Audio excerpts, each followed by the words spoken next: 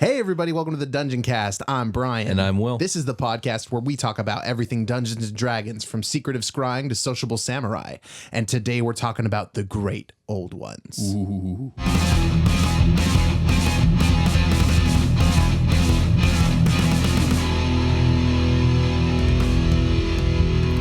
The Dungeoncast. All right, Brian. Great old ones. Tell me about the spooky dark things. I will. I will tell you as much as I can about the great old ones. How They are very great? mysterious. How old? Yeah, okay. How All right, ones? we'll get into it. Okay. Okay, so I've been looking forward to this episode for a while. And I think a lot of our listeners and viewers have too. I've gotten the request quite a few times.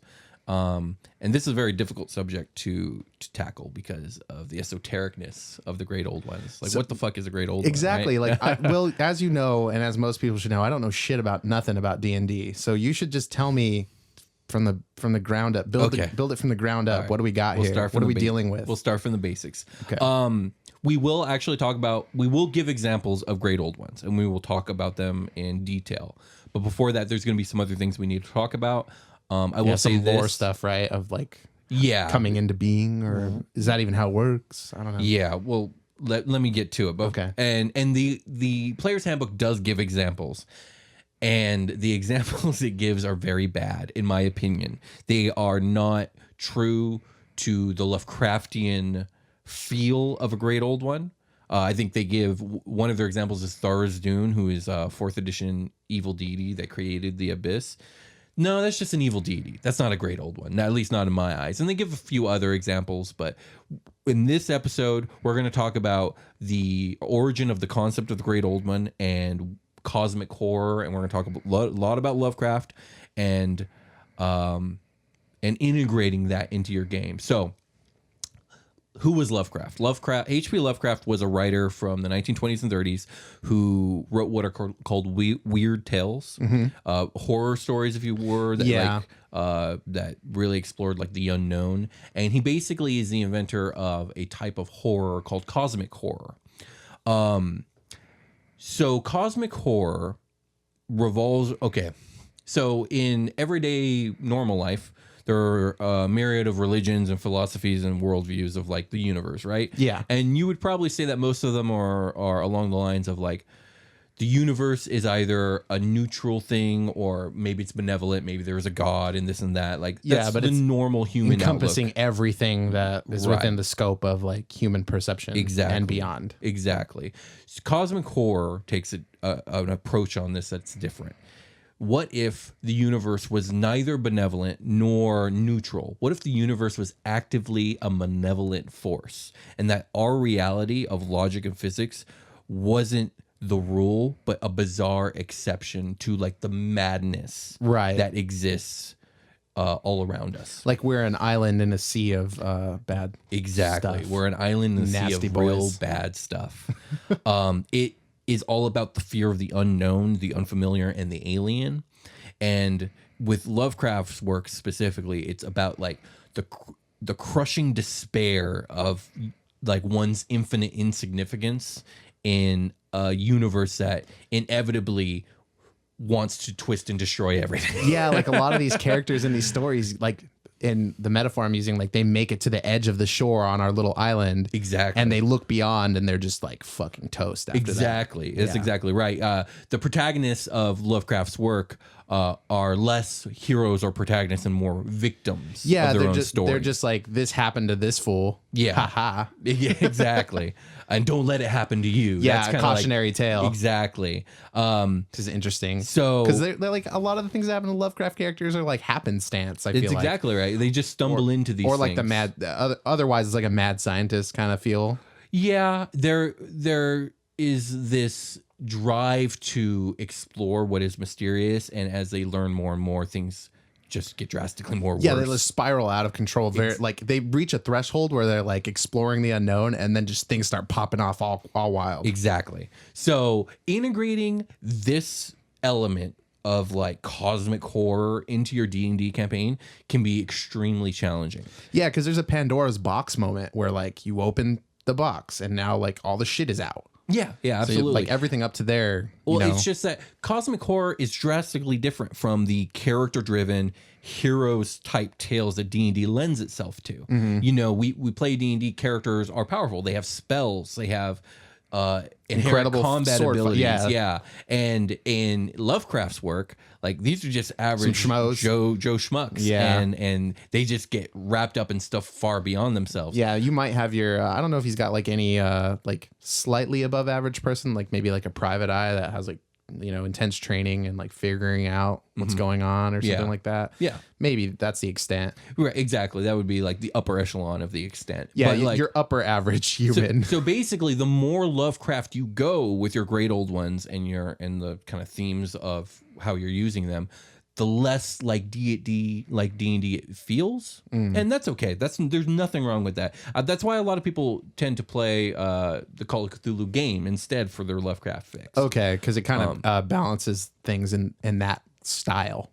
It definitely does. D&D is more styled for like a hero's journey. Yeah, generally speaking, but you know how I feel. I feel like there's no story you can't tell with D&D. You can make it happen. If you're a good DM and you got good players, you can make it work. Yeah. And that includes great old ones. But some of the challenges you got to think about are like, how does this concept of cosmic horror and the great old ones fit into your world? Exactly. And its pantheon of deities. And like, what else is I always find myself like trying to figure out what my balance is in my campaign. Like, are there great old ones? Is that even a thing? Like, are there vampires? Are there dragons? Are there giants? Like, how am I getting all like, what am I using from Player's Handbook and what am I bringing in from not Player's Handbook, and how am I balancing it all? Yeah, you're right. That is something you have to think about with all things. I think with great old ones, it's even more. You got to be more careful about it because, like, how powerful are the great old ones? Where are they now? Exactly. How do the gods measure up to the great old ones? And because what's their interest in the material plane or whatever it is? Yeah. And like, how do the gods feel about the great old ones existing? And are the great old ones known to the people the same way the gods are? Are they like unknown entities? And that's that question is very important because with Lovecraft and his approach to cosmic horror, the myths of these great old ones are shrouded in mystery and uncertainty. And the more that is reasonably explained about them, the less scary it is.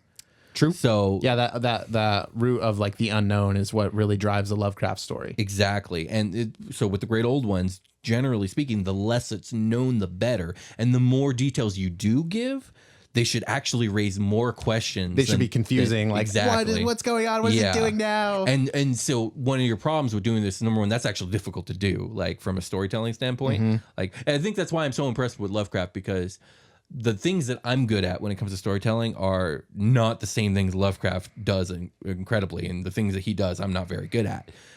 So it's challenging that way, but it's also like it's challenging because this type of storytelling leads to a strange kind of dissatisfaction because like nothing gets answered. Right. There's no resolution. Exactly. Like, and I think that goes to the same for the writer as well, because if you're writing from a standpoint of like, this is the consequence of something I don't understand either. Exactly. And it's just like, wow, I don't fucking know. Yeah. I can try to figure it out in my head, but there's no way I can get a definitive answer, and neither can the player. Right. And it's so very un-D&D like, which is not a bad thing. I think it's actually a really good thing and a cool thing, but it's something you should be prepared for when considering how you do your great old ones, because you might want to change it so drastically that it doesn't really resemble cosmic horror, and that's okay too.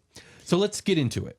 When it comes to the great old ones. Okay. What the fuck is a great old one, you might ask? Yeah, and Lovecraft doesn't do a great job of like letting you know either, because that's the whole thing is like me explaining less plays on your fear of the unknown. And if I explain it all, you're not going to be scared. It's true. Yeah. Or you are going to be scared, and like, but not in the same way. Like the fear of the unknown is what really drives this concept. Definitely does. I'm going to take paraphrase line from the PHP because I think it's good on great old ones. Great old one is a mysterious entity whose nature is utterly foreign to the fabric of reality. Its origin is unknown, its motives are incomprehensible, and its knowledge is unfathomable. Right. Okay. So that really doesn't tell you anything, but it tells you everything you really do need to know. Like they're unknowable and they're meant to be, right? Yeah. But we can get more into it. They're traditionally depicted as interdimensional beings that reside somewhere outside of reality or between spaces of reality. Time and space don't apply to these beings. Right. Or at least not in the same sense that they apply within the material bubble that like a human or whatever would live in, right? Like, exactly. They are neither good nor evil. There's something beyond that. Like good and evil doesn't exist to them. Although you could definitely label them as malignant because generally speaking, they would consume the universe if they could. And generally the reason that these great old ones don't is because something's stopping them. They're either asleep in some like deep slumber or they're locked outside of reality for some unknown reason. And it's only a matter of time, but inevitably that time will pass. And once they show up, nothing will be able to stop them. I always think of it like meteors or like asteroids out in space. Mm-hmm. Like, yeah, they're out there and there's lots of them. They pass by Earth and other planets all the time. But there's so much that's never going to hit the Earth. But eventually something will. It's true. That's very true. It'll come by and like happen upon it. Right. This place or whatever. It will happen. And that's a theme in Lovecraft's work. It's not a matter of if it will happen. It's when it will happen eventually. Sometimes the great old ones are given like a physical depiction. Mm-hmm. Sometimes they are beyond physical depictions. It really depends. There are kind of two levels of great old ones in Lovecraft's work, and I think both levels of great old one work for what you want. And like, let's first say a warlock patron in D&D. Mm-hmm.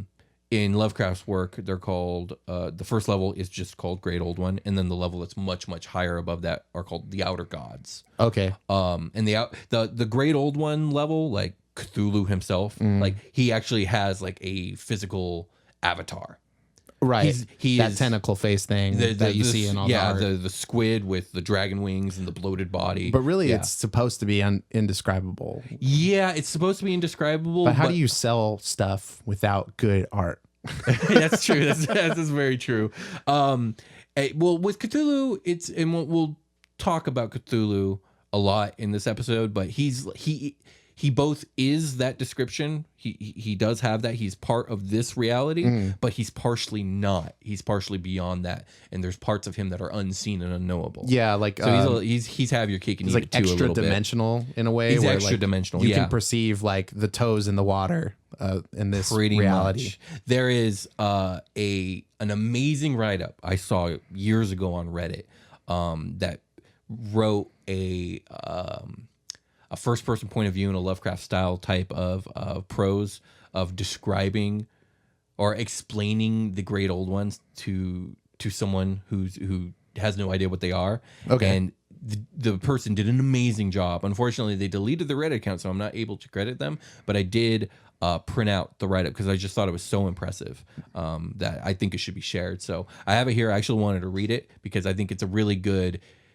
It gives you a really good idea for exactly how unfathomable a great old one is. So let me pull this up here because I have a physical paper.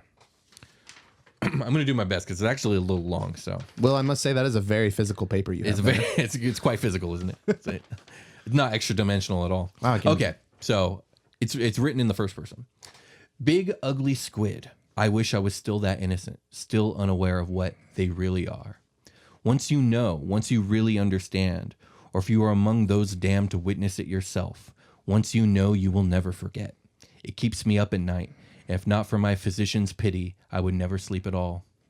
Squids. It's charming, frankly. The old gods with bloated and frowning faces, writhing with tentacles like the beard of Neptune, like a god of Egypt with a man's body and an animal's head, a curiosity and little more. The truth? Well, I cannot tell you the truth, not properly, as a man of science should. These things are beyond our science. Still, I understand things about them that explain some of the reports, and perhaps you can carry on my research now that I can no longer pursue it. It comes down to dimensions. We possess 3: height, width, and depth.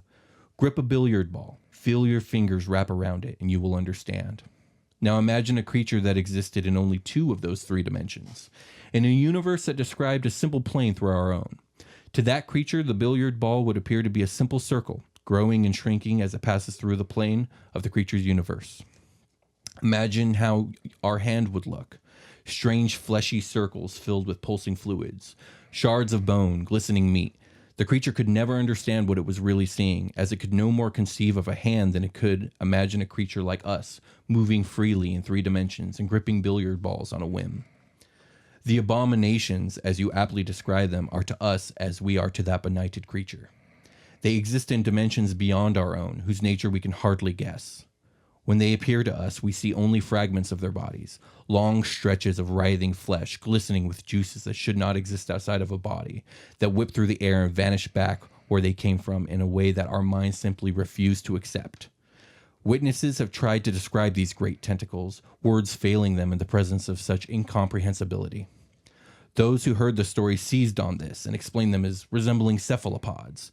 This is a comforting lie, as there is nothing in the most Stygian depths of the darkest sea that is not our beloved brother compared to the horrors of the abominations.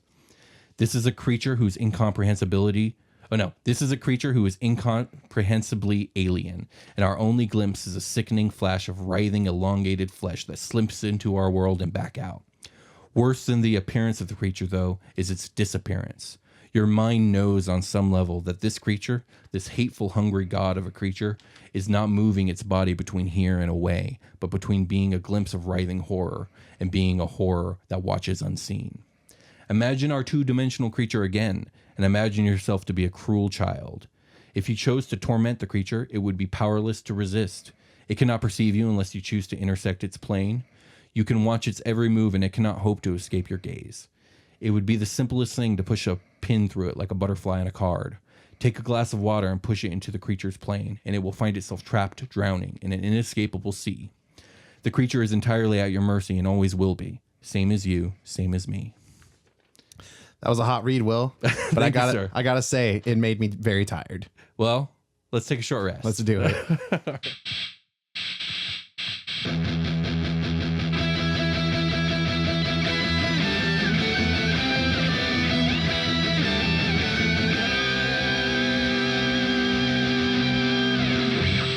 Hey everybody, welcome to the part of the show where we stop talking about the last thing we were talking about. Now we're going to talk about, instead of great old ones, a young great us. Yes, fantastic. And let's talk about our young great audience. Thank you guys so much for listening to the show, making it to this part of the show, and for being a part of the Dungeoncast journey. Really appreciate you. Hell yeah. Tell them, Will. Hell yeah. Hell yeah. Okay. So a couple points of interest. The most important point of interest. The most important points of interest are right now. A big thank you to two new Patreon people that we got coming hot down the chute. Woo! First one is Dustin. Thank you, Dustin. Thank you, Dustin. It just says Dustin. It doesn't tell me a lot about you. He only needs one name. Yeah, that's Dustin. Really all you need. And to you, Lauren Baker. Lawrence Baker. That's Lawrence Baker. Yes. It's 2 Ks. It's 2 Ks. It's 2 Ks. Okay. Well, thank you, Lawrence. Yeah, thank you very much, Lawrence and Dustin. Rock. You guys are awesome. We really appreciate you. If you guys want to find our Patreon, there's some cool bonus content on there. These are both... there's some cool bonus content on there. You can get access to our show notes. You can get... Vault Raiders is a live or an actual play. What is it? It's a live play. It's a live play series where basically you guys are an adventurers guild and you go off on crazy, wacky adventures. And it's really good. We're gonna record one, a new one to drop very soon. So that'll be added to that tier. Recording that this week. We do a seasonal thing. It's holiday adventures. Yeah, holiday adventures. I think our next one's gonna be springtime, good time. And then. Beyond that, you can get like a shirt, you can get a hat, you can get like stuff basically. But we really appreciate you guys pitching in every month for us. It helps us pay our hosting fees and like things like that, and like helps the equipment upgrades. It helps us pay for energy drinks so we sound uppity and nice for everybody. Snacks. Thank you guys very much. We've been upgrading some equipment. We got a new soundboard. Soon I think we're gonna get new mics. Eventually we're gonna get new cameras. For YouTube. So every penny counts, and we really appreciate every cent you guys put towards us. We want to make a better quality show. So thank you guys very much for helping us make that happen. Really can't thank you enough. So thank you. Let's tell them where they can find us, Will. Do it. If you can find us on soundcloud.com/dungeoncast or anywhere podcasts can be found. If you can leave us an iTunes review, that would be really awesome. Helps the show. But what helps the show even more is if you tell a friend to come listen to it.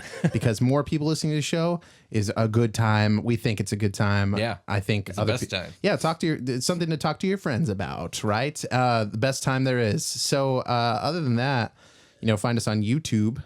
If you want to see our faces. That's where you can do that. You can do that there. It's the same show pretty much. Yeah. And the Patreon, you can find it at patreon.com/thedungeoncast. You can email us at thedungeoncast@gmail.com for questions or suggestions or anything, or just hit us up in the comments below. Hit that like and subscribe. That helps us a lot. Basically everything that you guys are doing out there already really helps us, and we can't say thank you enough. But maybe it's time we went back to the show. Let's get back to the show. Let's get back to the show.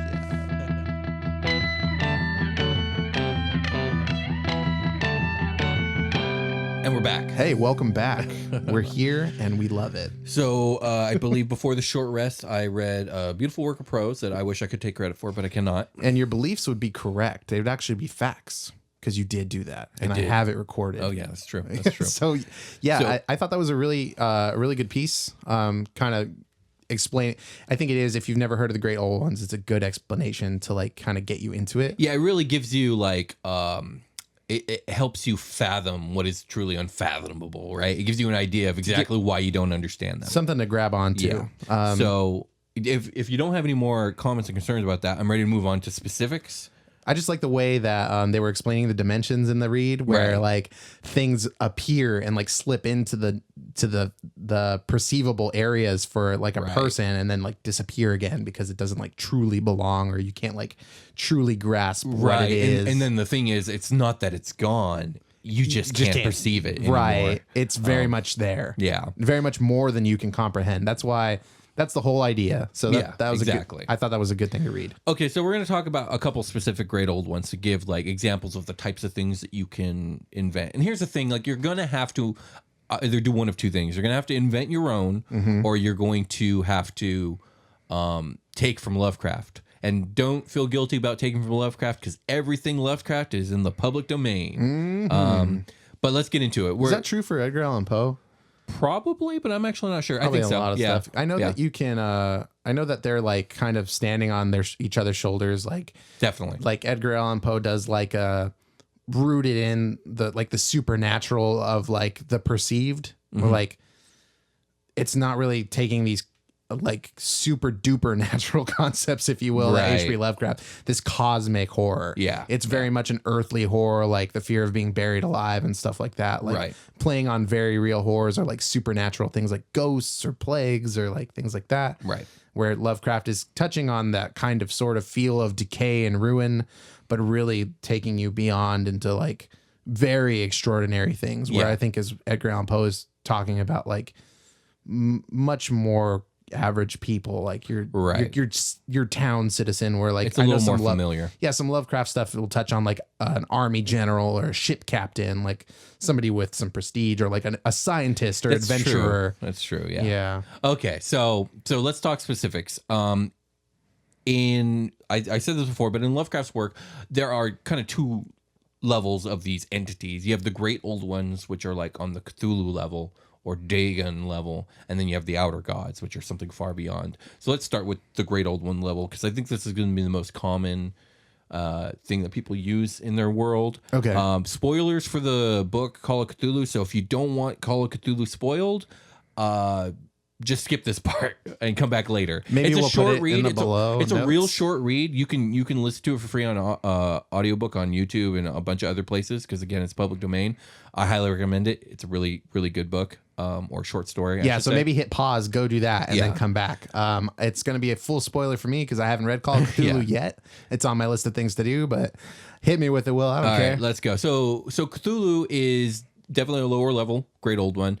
I would say the Cthulhu's probably on the same power level as a demon prince or demon lord. Okay. So like Demogorgon, Orcus, all them, he's probably on their level, just inherently different from them. In D&D speak, this would be like a challenge rating kind of thing. Exactly. In the mythos, it's said that Cthulhu and his spawn once ruled the earth in eons past.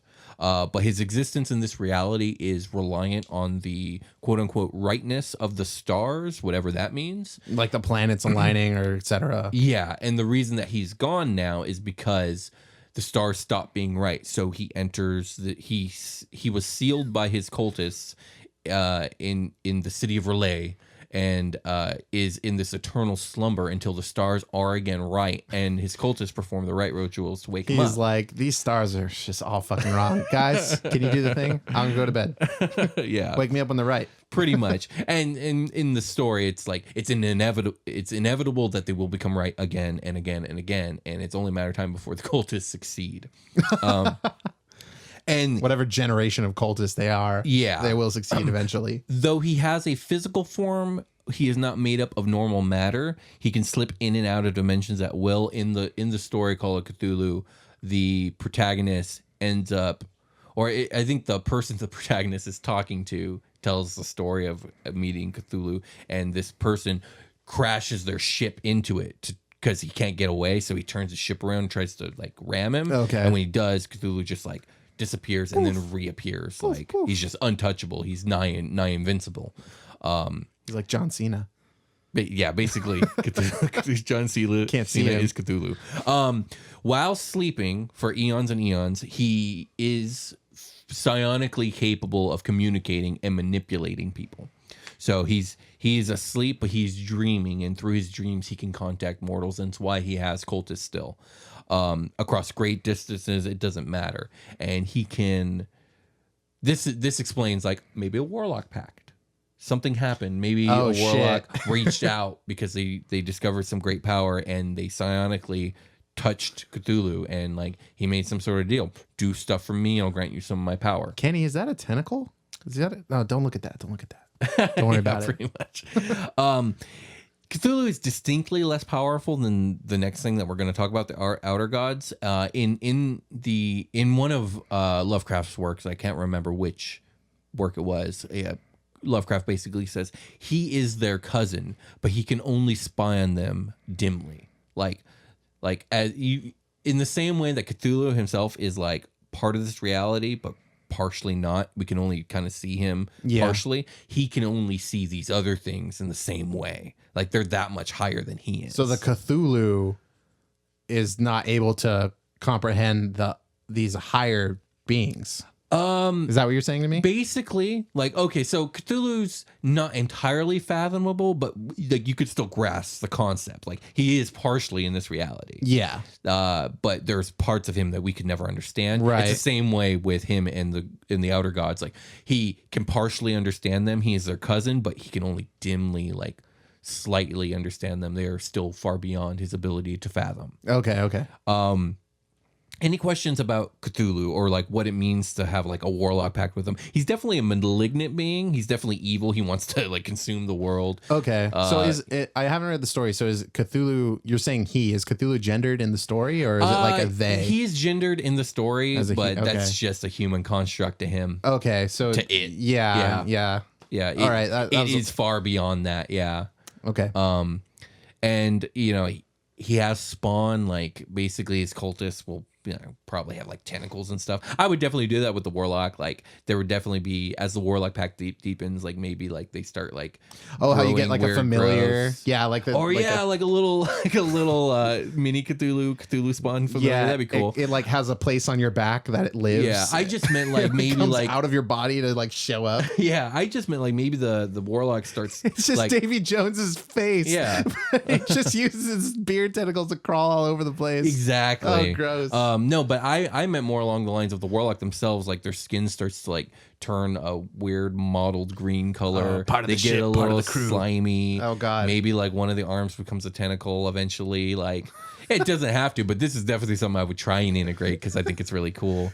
Grab my strong hand. I think if you are a warlock of any of these great old ones, insanity should probably be a big part of your character. The more you begin to fathom what is unfathomable, the more your mind breaks. So maybe you hear voices, or maybe you see things, or maybe you start to be able to see into these dimensions. So people think you're crazy, but you're actually not, which is a pretty Lovecraftian theme. Because like, or are you? Yeah, exactly. And because that's basically what a lot of Lovecraft stories are. Is like, is this person crazy, or does everyone just think they're crazy? Yeah, because there's people that like, there's one story that's set from like somebody telling what a tale of what happened at a police station, and he's just like telling the cops about what happened. Right. And it's like the detail of Is what that went Case down. of Dexter Ward? Is that the It's the one where the guy goes down into the grave or whatever. Oh, he goes underground in the with swamp with area or lich, something like that. Yeah, that's the one. Yeah. So okay, let's move on to the outer gods because they're honestly the more exciting ones. Cool. I picked a very specific one, probably the more I guess you could say the word popular one from the Cthulhu mythos. Or most known. Yog-Sothoth. Okay. And all of the Cthulhu mythos deities have bizarre names that are hard to pronounce. He's an outer god. He's depicted as an immense mass of orbs and tentacles and eyes. Okay. It is said that he is limitless and omnipotent, being locked outside of space and time by God knows what. Like he is locked outside of space and time, but it's more than that. Like he sees and knows all. To see it or even to learn too much about Yog-Sothoth leads to madness and despair. Yeah. That's a common thing with Cthulhu or like Cthulhu style deities, Lovecraft deities. Right. It's really unfathomable. So it's the not way merely, the way I kind of concepted this to make it a little easier for me is I picture stuff in like spheres almost of like a liquid, if you will, and then within like there's like a sphere of the material plane, and then outside of that are like where the deities would be in another sphere, and then outside of that would be like this place outside of space time where like the great old ones live, quote unquote. Right. And some of them like a Cthulhu style thing can permeate those barriers, but they are barriers in some way or another. These creatures are extra dimensional and unfathomable, and they find maybe cracks in the armor there. They're like ways to slip in without being detected or noticed. I think that's a really good way to go about it and to imagine it. I like that a lot. That's really cool.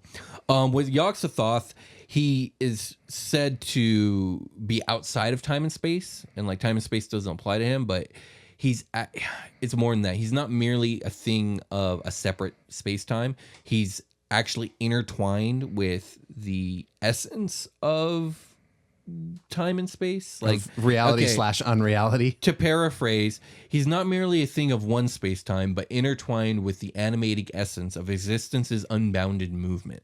So that kind of like strikes me as like we're like saying we can't understand these things because they're of another dimension. There's like another force applied that is tied in with space-time that this thing is a part of. Yeah, this thing is interwoven with the universe. Right, and the thing is, exactly. Remember what I said like about like the theme of cosmic horror is that like reality, gravity, physics, like that's the abomination. Right. That's the freak accident. That's not the normal. The normal is this unfathomable bullshit that like threatens to destroy everything that you hold dear. This fucking like monster vomit. Yeah, exactly. This monster vomit that happens to be integrated with the universe's essence, bro. Duh. Yeah. So, anyways, yeah. So Yog-Sothoth can be contacted just about being like locked outside of the universe. It can even be partially summoned. You see that in some of Lovecraft's work where like there are like cultists that are able to form some sort of weird deals with him, and like he impregnated a woman in one of the stories, and children were like part Yog-Sothoth, part human. That's nasty. And like really gross. Well, yeah. There are stories. I think the one that you're talking about with the guy who goes into the grave and like he like radios his boy from up top, and like the boy goes to the cops after and is like, my friend, I think he died. I don't know. Basically, the dude's friend went into the grave of some old sorcerer, and the sorcerer was alive. Basically, he was a lich, and like the guy who went down there died because that fool's a lich. And and like summoned some crazy monsters on him or whatever. And that's basically he had done that through Yog-Sothoth, and like that's kind of a really good example of a warlock pact. You know what I mean? Like you formed some sort of pact with this unfathomable being, and it gave him powers to do God knows what with. And I think it's really shown that Yog-Sothoth is like with Cthulhu, like the blue-orange morality kind of applies, but it kind of doesn't. Like it is definitely a malignant force. It wants to consume the earth and rule it like in a very evil way. With Yog-Sothoth, it's truly unfathomable. What it wants, what it likes, what it is not understandable. Good and evil don't apply. Like it just so happens that the type of people that reach out to it want to do bad things. Okay. Like the lich or the the dude who got his daughter impregnated by Yog-Sothoth. It's not that Yog-Sothoth is inherently evil. It's actually incredibly neutral. Right. It's also inherently gross as fuck. Yeah. It's like not understandable. Like, yeah. It's not understandable. Yeah. Neutral is a good word because like that can mean anything, whatever its intentions or like means of carrying out, like, you know, whatever it is, it has its own thing going on. Yeah. Neutral. So these are examples of things that you could use for your great old ones. The point of the great old ones is that they're supposed to be grotesque. They're supposed to be unfathomable, ununderstandable. The things they want from their followers aren't supposed to make sense. And I think if you really want to go full Lovecraft with it, like there should just be this inherent dread about their agenda being pushed forward, right, lending towards like not even an apocalypse, but like the decay of everything. Yeah, like this energy and force that they're implementing, it like permeates like social constructs and like, you know, civilization. The unraveling of reality. Like if Asmodeus shows the unraveling up, is good. If Asmodeus shows up on the Prime, like that's just the apocalypse. You might survive that. Yeah, like, he's just gonna wipe the board and do his own thing on where we are. But this other thing is trying to like Azathoth, the fucking demonic sultan of like infinity, shows up. He's gonna unravel reality and destroy the gods. Like it's a much different and more horrific thing. Yeah, I'm gonna destroy the island you all float on and like you become the soup again. You become the soup. Which, okay, talking about the soup, because that reminds me of Stephen King. Let's talk about the primordial soup. You can find Lovecraftian influence throughout all of fiction. Let's talk about like stuff that's Lovecraftian inspired. Yeah. I think I have some notes. You mind handing me my notes over there? And I imagine you probably have some stuff that. Oh yeah, like the Stephen King stuff, the Dark Tower. That's like full of like the great old ones are like the things that were before in the story. Like they are the main antagonists, I think. Yeah, I would say so. Because, well, okay, so the Crimson King, spoilers. Spoilers, a little bit spoilers for Dark Tower. Let's not get too into it. But isn't the Crimson King himself like part great old one? Yes. He's the son of a great old one. He's basically like Yog-Sothoth impregnated a woman. I think it's actually reverse. In Dark Tower, it's like a spider. So the Crimson Queen. Oh God, right? So there's like a lot of things going on where like great old ones or like results of great old ones like embodied in the physical world like get into positions of power and have children with powerful people, and those children become like, I think that's how it's been a while. I should have touched up on it before this. Yeah, it's all good. The Crimson King is essentially like this blend. And his ambition is to is this like Lovecraftian style, like I'm going to topple reality existence and we're gonna destroy the island and become the soup again. And like I can reach out into the soup and bring things here, but something is stopping them from coming in. And like it's the Dark Tower and I need to break it so they can. So that's one place you can draw inspiration for your great old ones. I'm just gonna kind of like quick time go through a few others. Full Metal Alchemist, the entity, the truth. Yes. Like that's super different from what we've been talking about, but it's also very great old one-esque. Like it has no morality. It is simply the truth. Yeah, like and it is outside reality. Like motherfucker, I'm the rules. Exactly. Yeah. So that you could do something like that if you're familiar with Full Metal Alchemist. God, I love that show. Ghostbusters, Zool, the thing that shows up at the end. Oh my gosh, you're right. It's a great old one, essentially. Like it's this, that's hilarious. Good, evil doesn't exist to it. It's just here to do what it's here to do. Right. Yeah, and it's beyond understanding. Yes. Like I think it's been a long time, but doesn't it say something along the lines of like I'm with you, man. It's been a while. I didn't expect like you can't even begin to fathom what the fuck I am. I didn't expect Ghostbusters to come up in our D&D podcast. Hellboy has a lot of great old one stuff going on in it. It kind of mingles it with like the hell stuff too, which isn't too uncommon. I think D&D tends to like to take the abyss and the great old ones and the far realm and kind of intermingle it a lot. Okay. The movie Event Horizon is a really interesting one. Whether you like that movie or not, I happen to like it, but it's not a very like highly. I don't even know what you're talking about. It's basically spoilers for Event Horizon. The concept is that I know, right? For random shit. I know. Ghostbusters spoilers. Sorry. Yes. Oh yeah. Sorry if you hadn't seen that one. In Event Horizon, the premise is that like they invented faster than light travel, or they at least thought they did. They tested it out on a ship called the Lewis and Clark. The ship disappeared. The ship came back, and all the crew was gone. And so the movie is about the expedition to go see what the fuck happened. They were eaten by the Langoliers. Basically, the Langoliers kind of great old one-esque. Yeah. But back to Event Horizon, basically the ship had gone into some other dimension and come into contact with like some great old one-esque kind of entity, and the ship itself became sentient and great old one-esque and non-understandable, and that's all I'm going to say about that. Okay. But that's another good example of like inspiration for your great old ones. And lastly, another Stephen King work, The Mist.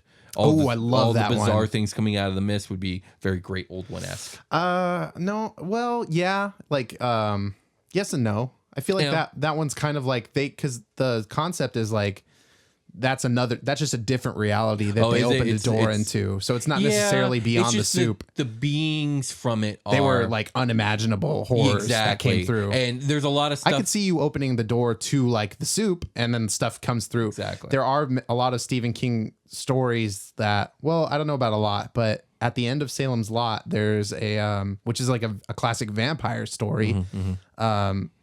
They go back in time to like generations ago where this guy is like, he moves to this town or something like that. He's in this house and he starts hearing things in his home and he starts like wanting to go to this ghost town. And when they get to the ghost town, like basically a great old one appears and it's in the form of like this giant worm. And Stephen King likes to use like the big worm with like the tentacle face, like and the many eyes and the teeth and like it's sloshy and it's making a crazy noise you've never heard.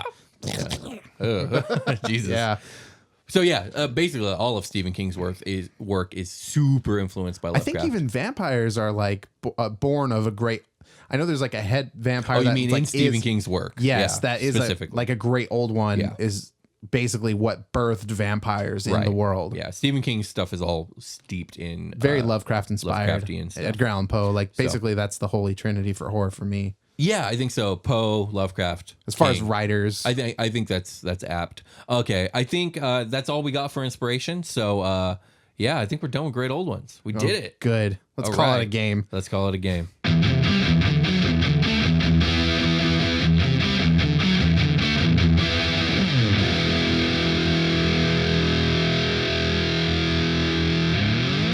The Dungeoncast.